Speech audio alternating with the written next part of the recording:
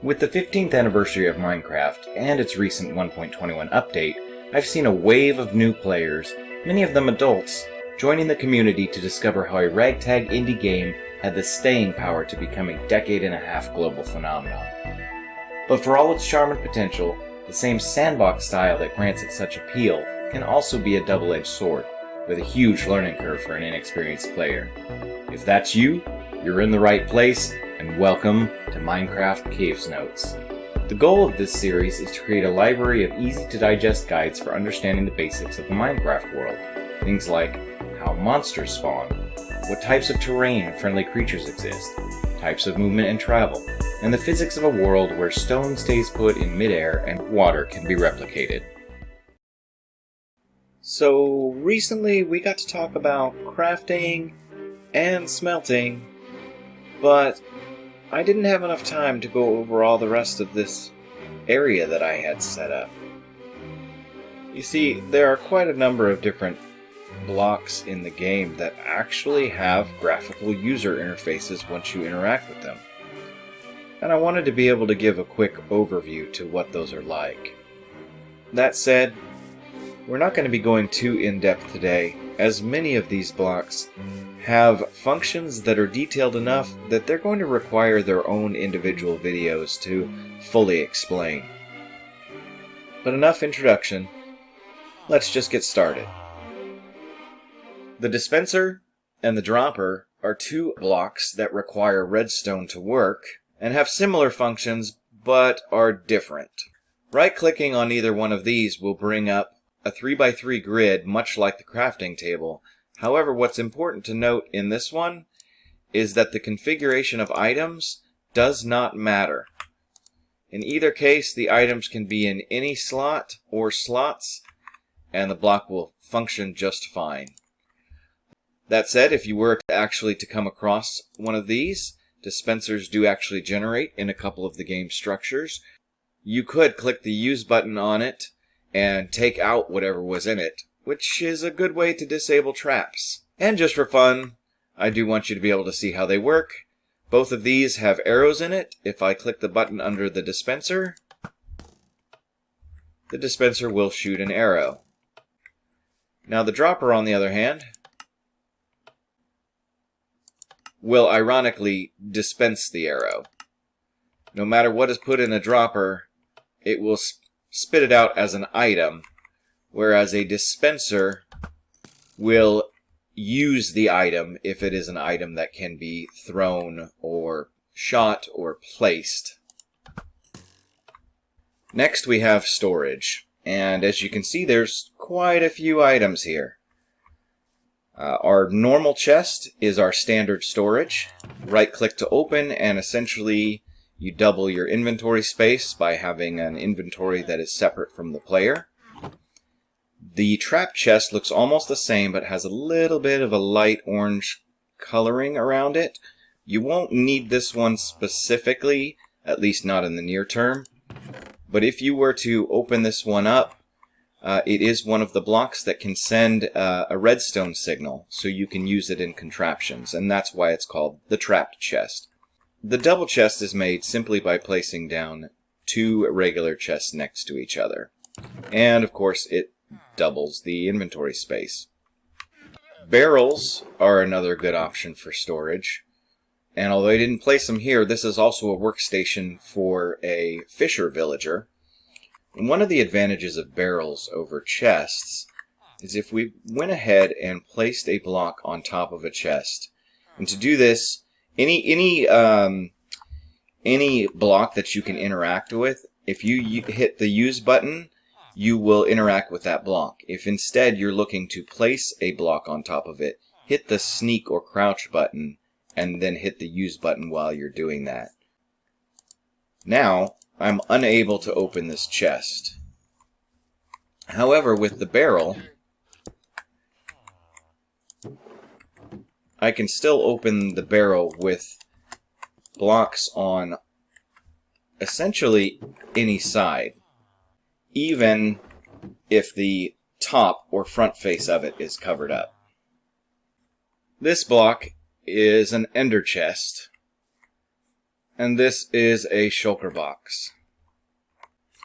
The interfaces for each of these are exactly the same as a normal chest, and likewise putting a solid block on top of them will stop you from being able to open them. The way they function, we'll talk more about in storage, but these are more late game items. The shulker box is an item that you can carry with you even when it's full.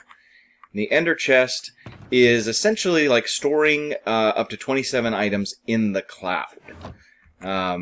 If you had 3 of these chests, they would all have exactly the same inventory accessible from wherever you had the chests. So yeah, think of it as storing your items in another dimension. Back here, boats, minecarts, and animals can be equipped with chests. Now, these are not blocks, these are considered entities. And aside from the minecart, they are accessed a little bit differently. Minecart can just be clicked on with the use button, the same as any normal chest. For the boats, clicking the use button will put you in the boat, so instead you need to hold the sneak or crouch button and then click the boat. Interestingly enough, this doesn't work if I'm actually clicking the chest. I need to click the boat while I'm sneaking. The other way you can access these is by entering using the use button and then opening your inventory. When you're done, hit the sneak button to exit the boat. Animals work the same way. You can sneak and then click use to open their inventory. They do not have the same amount of chest space as a normal chest would. And then likewise, if you click use on the animal, you will ride the animal. And you can open your inventory to view theirs, and then same thing, click the sneak button to dismount. That said, these are llamas and these are donkeys. And they must be tamed first, but that will be a topic for a taming and breeding video. Finally, for storage, although it's not a chest, we have an item called a hopper. We can click use on it to open it up, and items placed into a hopper will be funneled into the block they're connected to, in this case a chest. So by placing my items into the hopper, you can see it counting down, and it will go into the chest. Over here we have a number of other blocks that are also considered villager workstations. So first, we have the Stonecutter, and this will give us a mason or a stonemason. The Stonecutter is very handy because if you put stone items into the input slot, you'll be given numerous options that you can choose between to craft. This is just for stone items, but it does make crafting some of these slabs, stairs, walls, a couple other items very quick and easy. Additionally, a recipe like stairs in the crafting table actually comes with a loss, whereas using the Stonecutter is a 1-to-1 input to output ratio, so it's actually better to use the Stonecutter for this. Other than that, the interface works just like the crafting table. Grindstone will give you a weaponsmith if you have villagers. It's also used to take enchantments off of weapons, tools, and armor, which will give you some experience. Or you can place 2 of a like weapon, tool, or armor together and get an output of a repaired item. Now that said, you can do the same repairing of equipment using your 2x2 crafting grid or a crafting table. So that isn't super necessary, and if you do choose to repair equipment this way, you will lose any enchantments on that equipment. The Cartography Table allows for the making and changing of maps. This is another topic that really will demand its own video. So for now, just know that the top slot here only accepts maps that have been used. That means some of the map has been revealed. And the second slot will be for one of 3 things, either an empty map to duplicate the map, a piece of paper to change the map's scale, or a piece of glass pane which will allow you to lock the map so it can no longer be written. And then your output is on the right. The Loom has a similar function for banners. This little icon in the upper left is for the banner itself. Any sort of dies can go here over the palette icon. And then there are banner pattern templates that can be applied here. And then when those are entered, options will appear in the middle, much like with the Stonecutter, and a preview of what the banner will show up in the upper right, and then an output if you choose to grab that banner. This is also a workstation for a shepherd. On its own, the Lectern doesn't do anything, but books can be placed down on top of it, and then you can click the Use button to read that book. And this is the workstation for a librarian. The toolsmith has a smithing table. Clicking Use on this will give you 3 input slots and 1 output slot. And this little armor stand guy will give you a preview of what your output looks like. Any gear that you're going to change or upgrade is going to go in the middle slot. Once a template is added to the left slot, these other 2 slots will change to show icons that show you what you can put there. A smithing template is either an upgrade, which is used to upgrade diamond gear to its final form, which is netherite gear, or it can be an armor trim. Armor trims, of course, can only be applied to armor, but when they do, this final slot will be for certain kinds of ores or items, such as iron, gold, emerald, redstone, lapis. These will all be things that you can use to add colored trim to your armor. This, of course, you won't necessarily use right away, but we will get into it in its own video. And then lastly, for our blocks that have villagers attached to them, we have a brewing stand. And this gives us a cleric. The brewing stand is another one that will demand its own whole video, as brewing potions is an ordeal in and of itself. But for right now, what I can tell you about the interface is that fuel goes in the upper left-hand slot. Bottles of water are placed in the lower 3 slots. These will be changed into potions depending on what ingredients you put into the top slot. And it is a multi-stage process. So don't worry too much about this one now. There's another job block for villagers called a fletching table, but it has no interactive functionality for the player. Here we have the enchantment table and the anvil. You will not find these naturally generated. These have to be specifically created by the player. Enchanting is another function that needs its own topic, but as far as the interface, the left-hand slot here will be for weapons, tools, or armor. And then this little icon that you see here is for lapis lazuli, which is a blue material that you'll find when mining, and in certain loot chests as well. But when those things are added, there will be 3 potential options for enchanting your gear. The anvil's interface says repair a name. You could actually place any block into the left slot, and you'll notice that there is no second input and no output with this, unless we wanted to change this.